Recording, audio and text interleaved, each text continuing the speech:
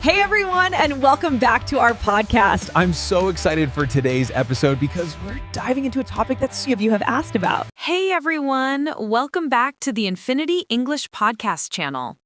Welcome back. And Sarah, I'm genuinely excited about our topic today. This is a crucial, non-serious life skill we're diving into.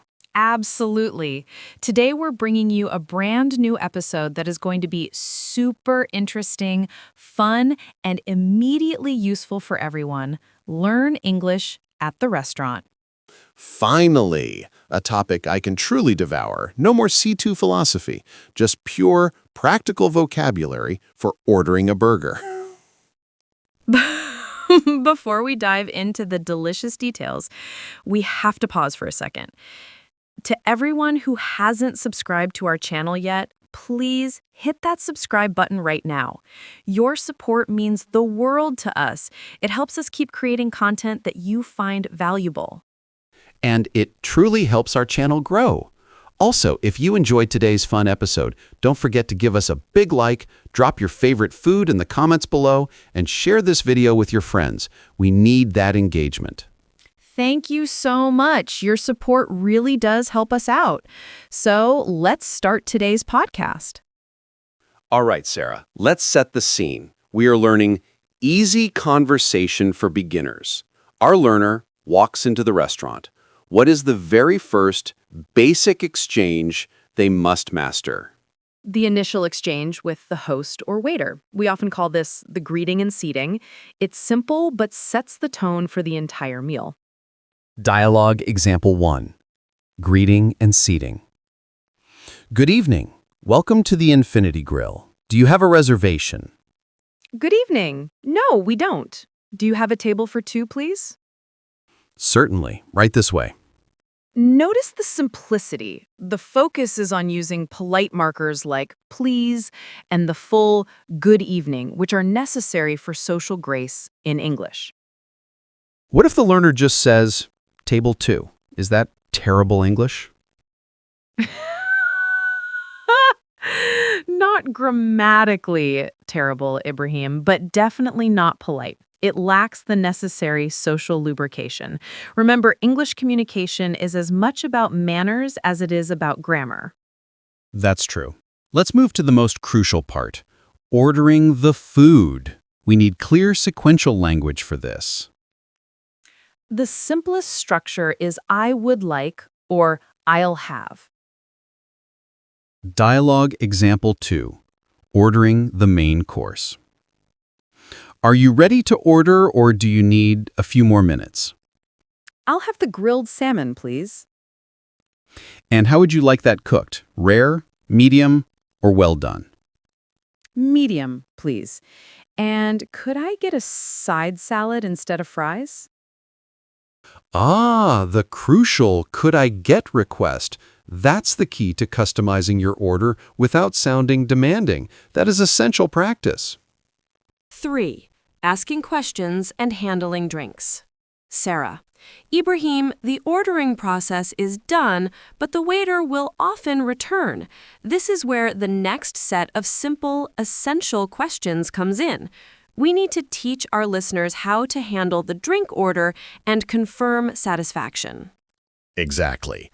And the drink order is often where learners freeze. They forget the structure. The simplest method is just confirming the quantity and type. Let's practice ordering drinks and handling the small talk. Dialogue example 3. Drinks and check-in. Can I get you something to drink while you wait? Yes, I'll have a glass of iced tea, please. And for you, ma'am? She'll take a sparkling water, thank you. Notice how simple it is. I'll have or she'll take. That's concise and correct. Now, what about the mid-meal check-in? That question can come out of nowhere. The dreaded mid-meal interruption. You're halfway through your salmon and suddenly the waiter is there. The key is knowing how to respond politely and quickly. Dialogue example 4. The mid-meal check-in. How is everything tasting so far? It's delicious, thank you. We're really enjoying it. Wonderful. Let me know if you need anything else. If it's good, a simple "It's delicious" or "It's great" is enough, but the real skill is in the polite decline. "No thank you, we're all set." That's much better than a blunt no. 4. Complaining politely, the art of the fix. Sarah, Ibrahim, let's address the most challenging skill for beginners, complaining politely. When something is genuinely wrong, the food is cold, the steak is undercooked, people freeze because they fear confrontation. We need a low-risk, high-politeness way to ask for a fix. This is where English relies heavily on softeners, words that make a request sound like a gentle suggestion, not an accusation. We must never use accusatory language. The key is to start with "excuse me" and use "I'm afraid" or "just a little." Dialogue example 5. The polite complaint. "Excuse me, I am afraid my soup is just a little cold. Could you possibly heat it up?" Oh, I am so sorry about that. I'll take care of it right away. Notice the magic word, "I'm afraid." You aren't saying your restaurant failed. You're saying, "I have a problem, and I am telling you gently." That prevents unnecessary conflict. Never blame. Just describe the situation. Another situation is when you get the wrong item. Instead of saying, "This is wrong," use the passive voice to distance yourself from the mistake. Dialogue example 6. The incorrect order. "Excuse me, I ordered the chicken, but this looks like beef. Was this meant to be the beef dish?" My apologies, sir, ma'am. That's entirely my mistake. I'll get the chicken started immediately. By asking, "Was this meant to be the beef dish?" you give the waiter an easy out, and they take responsibility for the error. This is fluent social communication. It's about saving face for both parties. 5. Complimenting the food and clearing plates. All right, Sarah, we've successfully navigated the order and the mid-meal check-in. Now, the plates are empty and the customer is happy. This is a perfect low-pressure moment to use positive English. How should the learner express sincere satisfaction? Avoid just saying "good." That's too simple. Use stronger, more specific compliments. This not only builds the waiter's confidence, but reinforces your positive vocabulary. Dialogue example 7. Giving compliments. May I clear these plates for you? Yes, thank you. That salmon was absolutely delicious. The chef did a fantastic job. I'm glad to hear that. Would you like anything for dessert? Notice the keywords, absolutely delicious, or that was superb. Using strong adjectives shows advanced appreciation, even if your grammar remains simple. If you're full, the easiest response is, "No thank you. I think we'll skip dessert today. We are completely full." That's a crucial phrase, completely full. It's polite and clearly communicates the status. 6. Asking for the bill and saying goodbye. Sarah, the moment of truth, asking for the bill. This is another area where learners sometimes sound demanding. What's the most polite and standard way to initiate this? The simplest and most polite phrase uses the conditional tense, which is a soft request. Avoid, "give me the bill." Instead, use, "Could you please have the bill?" or "check, please." Dialogue example 8. Requesting the bill.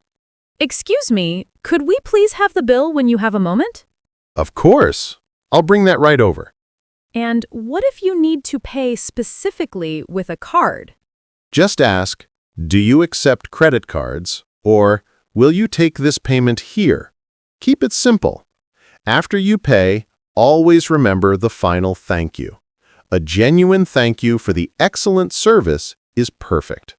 7. Tipping etiquette and conclusion. Ibrahim, quickly address tipping etiquette in English. It's cultural, but it involves crucial, simple phrases. What is the beginner's approach to the tip?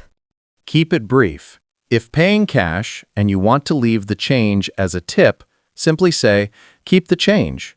If paying by card, when the machine asks for a percentage, just say, thank you, that was a wonderful meal. The key is expressing gratitude. Excellent. We've covered everything from good evening to keep the change. You now have the complete set of easy, necessary phrases for a positive dining experience. Remember, fluency in the restaurant isn't about complex grammar. It's about manners and momentum. Use those simple, polite phrases.